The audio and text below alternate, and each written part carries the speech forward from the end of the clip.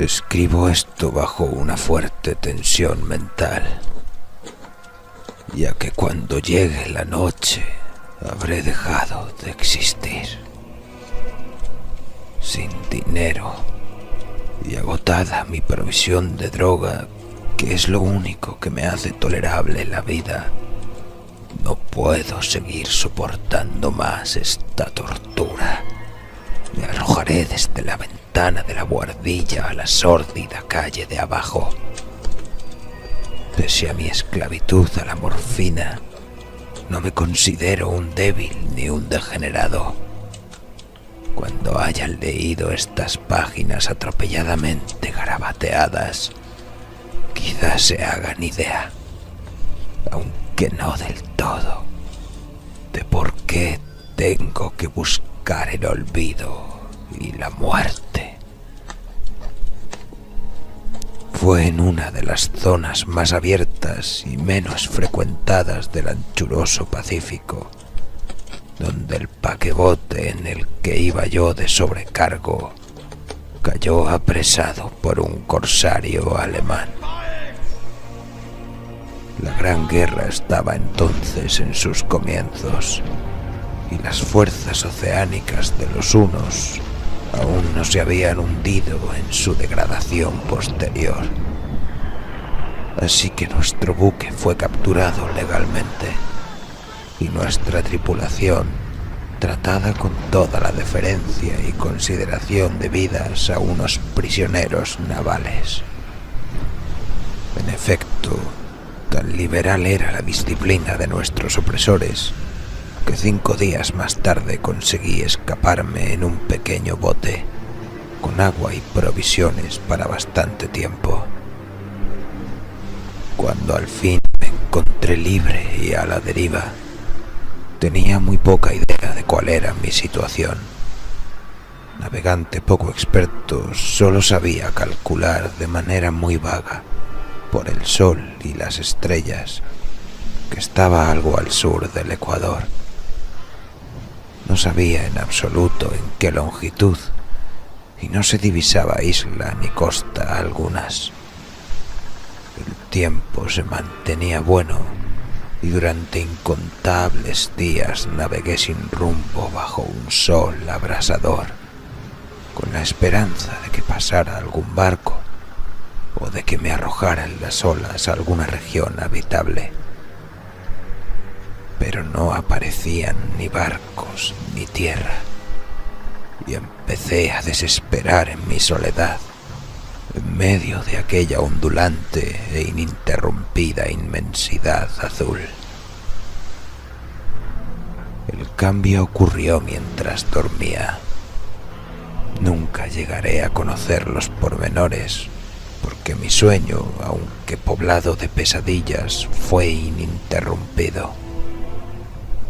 Cuando desperté finalmente, descubrí que me encontraba medio succionado en una especie de lodazal viscoso y negruzco que se extendía a mi alrededor, con monótonas ondulaciones hasta donde alcanzaba la vista, y en el cual se había adentrado mi bote cierto trecho.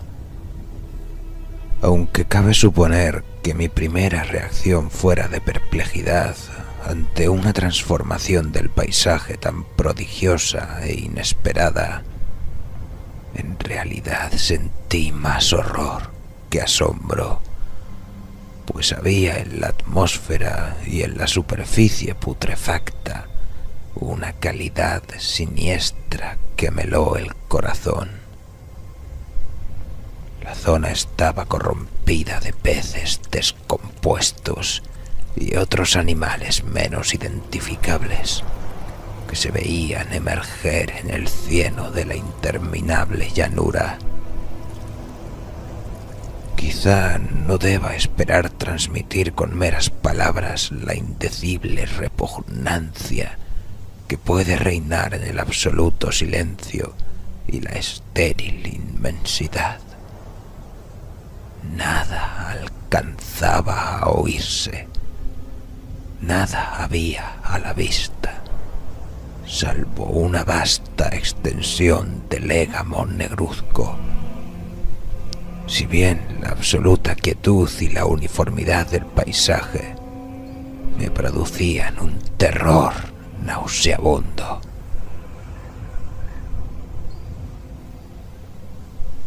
El sol ardía en un cielo que me parecía casi negro por la cruel ausencia de nubes. Era como si reflejase la ciénaga tenebrosa que tenía bajo mis pies. Al meterme en el bote encallado, me di cuenta de que solo una posibilidad podía explicar mi situación. Merced a una conmoción volcánica, el fondo del océano había emergido a la superficie, sacando a la luz regiones que durante millones de años habían estado ocultas bajo insondables profundidades de agua. Tan grande era la extensión de esta nueva tierra emergida debajo de mí, que no lograba percibir el más leve rumor de oleaje, por mucho que aguzaba el oído. Tampoco había aves marinas que se alimentaran de aquellos peces muertos. Durante varias horas estuve pensando y meditando sentado en el bote, que se apoyaba sobre un costado y proporcionaba un poco de sombra al desplazarse el sol en el cielo. A medida que el día avanzaba, el suelo iba perdiendo pegajosidad, por lo que en poco tiempo estaría bastante seco para poderlo recorrer fácilmente. Dormí poco esa noche y al día siguiente me preparé una provisión de agua y comida a fin de emprender la marcha en busca del desaparecido mar y de un posible rescate. A la mañana del tercer día comprobé que el suelo estaba bastante seco para andar por él con comodidad. El hedor a pescado era insoportable, pero me tenían preocupado cosas más graves para que me molestase este desagradable inconveniente, y me puse en marcha hacia una meta desconocida. Durante todo el día caminé constantemente en dirección oeste, guiado por una lejana colina que descollaba por encima de las demás elevaciones del ondulado desierto.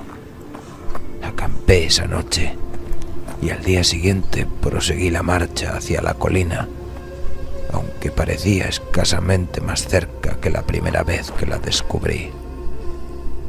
Al atardecer del cuarto día llegué al pie de dicha elevación, que resultó ser mucho más alta de lo que me había parecido de lejos.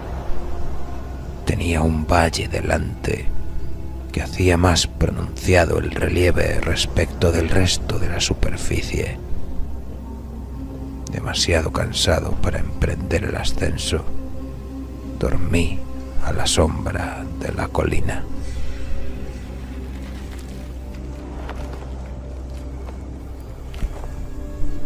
No sé por qué mis sueños fueron extravagantes esa noche, pero antes que la luna menguante, fantásticamente gibosa, hubiese subido muy alto por el este de la llanura, me desperté cubierto de un sudor frío, decidido a no dormir más. Las visiones que había tenido eran excesivas para soportarlas otra vez. A la luz de la luna comprendí lo imprudente que había sido al viajar de día. Sin el sol abrasador, la marcha me habría resultado menos fatigosa. De hecho, me sentí de nuevo lo bastante fuerte como para acometer el ascenso que por la tarde no había sido capaz de emprender.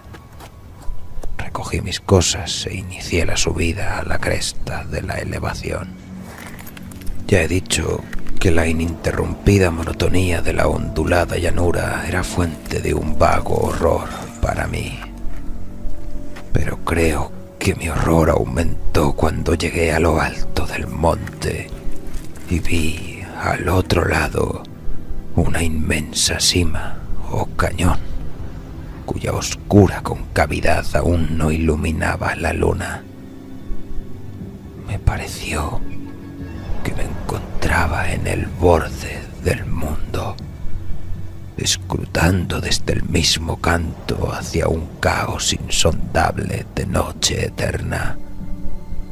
En mi terror se mezclaban extraños recuerdos del paraíso perdido y la espantosa ascensión de Satanás a través de remotas regiones de tinieblas. Al elevarse más la luna en el cielo, empecé a observar que las laderas del valle no eran tan completamente perpendiculares como había imaginado.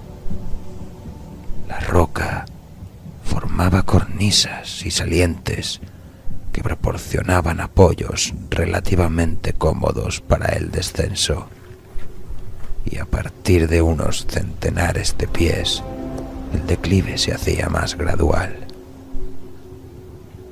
Movido por un impulso que no me es posible analizar con precisión, bajé trabajosamente por las rocas hasta el declive más suave, sin dejar de mirar hacia las profundidades estigias donde aún no había penetrado la luz.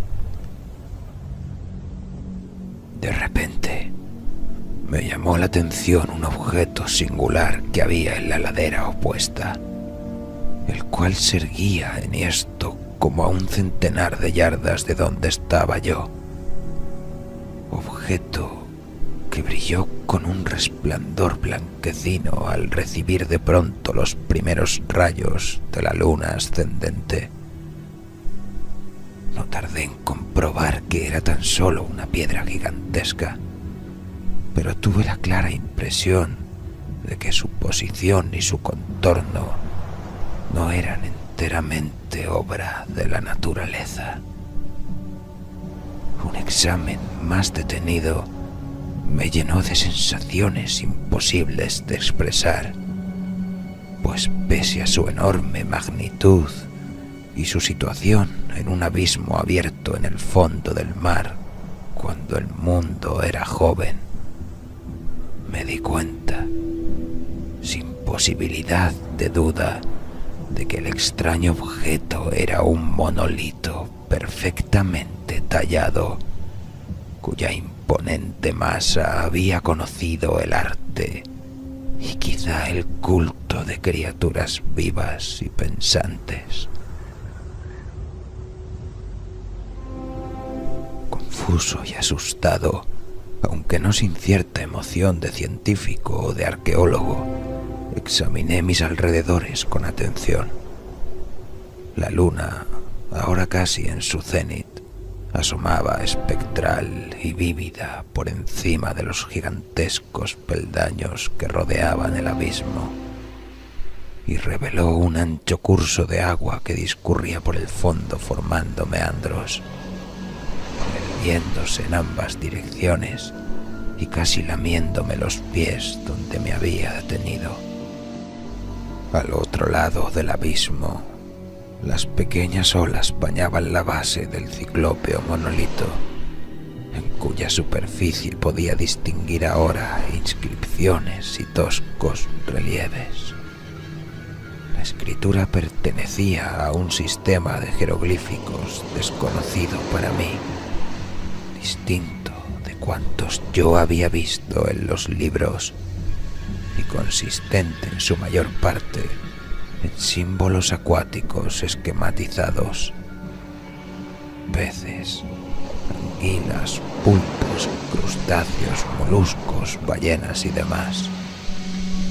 Algunos de los caracteres representaban evidentemente seres marinos desconocidos para el mundo moderno, pero cuyos cuerpos en descomposición había visto yo en la llanura surgida del océano. Sin embargo, fueron los relieves los que más me fascinaron. claramente visibles al otro lado del curso de agua a causa de sus enormes proporciones. Había una serie de bajorrelieves cuyos temas habrían despertado la envidia de un doré. Creo que estos seres pretendían representar hombres, al menos cierta clase de hombres, que aparecían retozando como peces en las aguas de alguna gruta marina o rindiendo homenaje a algún monumento monolítico bajo el agua también. No me atrevo a descubrir con detalle sus rostros y sus cuerpos, ya que el mero recuerdo me produce vahidos más grotescos de lo que podría concebir la imaginación de un Poe o de un Walber. Eran detestablemente humanos en general, a pesar de sus manos y pies palmeados, sus labios espantosamente anchos y flácidos, sus ojos abultados y vidriosos y demás rasgos de recuerdo menos agradable.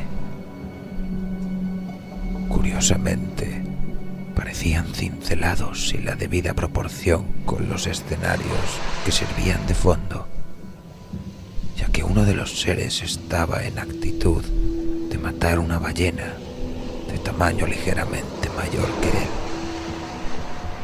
Observé, como digo, sus formas grotescas y sus extrañas dimensiones, pero un momento después decidí que se trataba de dioses imaginarios de alguna tribu pescadora o marinera, de una tribu cuyos últimos descendientes debieron de perecer antes que naciera el primer antepasado del hombre de Piltdown o de Neandertal.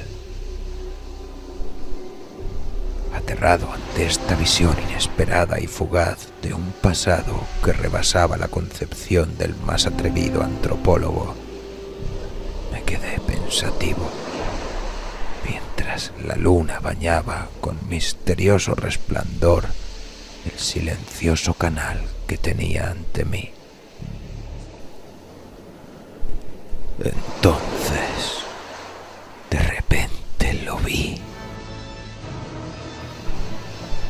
Tras una leve agitación que delataba su ascensión a la superficie, la entidad surgió a la vista sobre las aguas oscuras.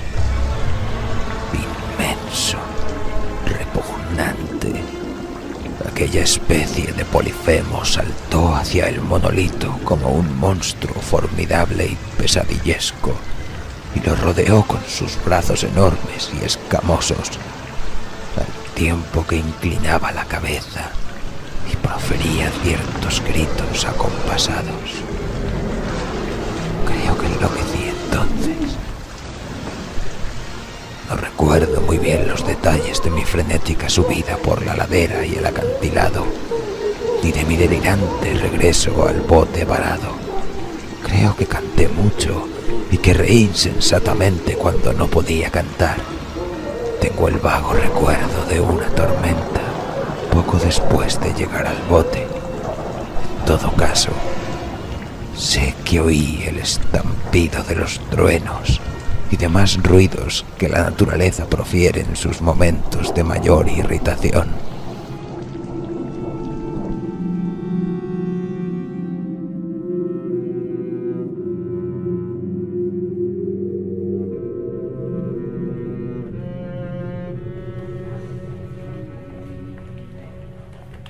Cuando salí de las sombras estaba en un hospital de San Francisco. Me había llevado allí el capitán del barco norteamericano que había recogido mi bote en medio del océano.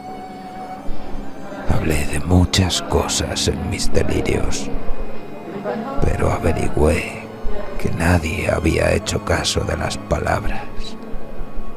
Los que me habían rescatado no sabían nada sobre la aparición de una zona de fondo oceánico en medio del Pacífico, y no juzgué necesario insistir en algo que sabía que no iban a creer.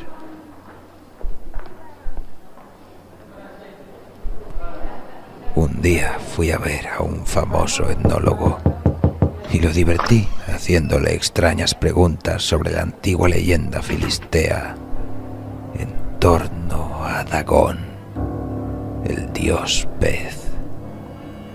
Pero enseguida me di cuenta de que era un hombre irremediablemente convencional y dejé de preguntar.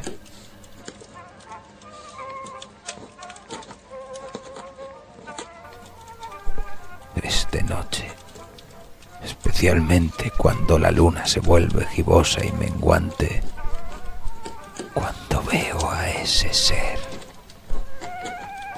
He intentado olvidarlo con la morfina, pero la droga solo me proporciona una cesación transitoria y me ha atrapado en sus garras, convirtiéndome irrevisiblemente en su esclavo. Así que voy a poner fin a todo esto, ahora que he contado lo ocurrido para información o diversión desdeñosa de mis semejantes. Muchas veces me pregunto si no será una fantasmagoría, un producto de la fiebre que sufrí en el bote a causa de la insolación cuando escapé del barco de guerra alemán. Me lo pregunto muchas veces, pero siempre se me aparece en respuesta una visión monstruosamente vívida.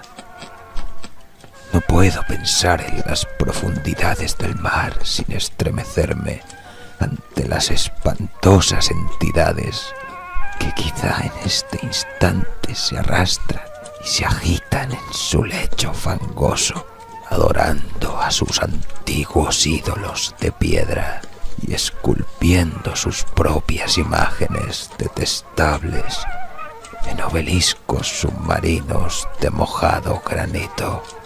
Pienso en el día que emerjan de las olas y se lleven entre sus garras de vapor humeantes a los endebles restos de una humanidad exhausta por la guerra.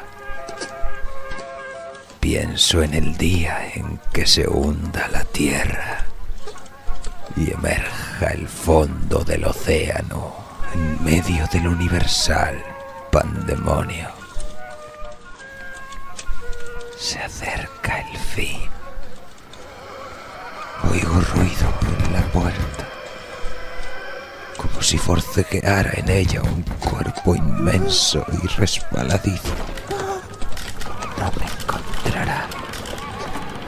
Dios mío, esa mano. La ventana. La ventana.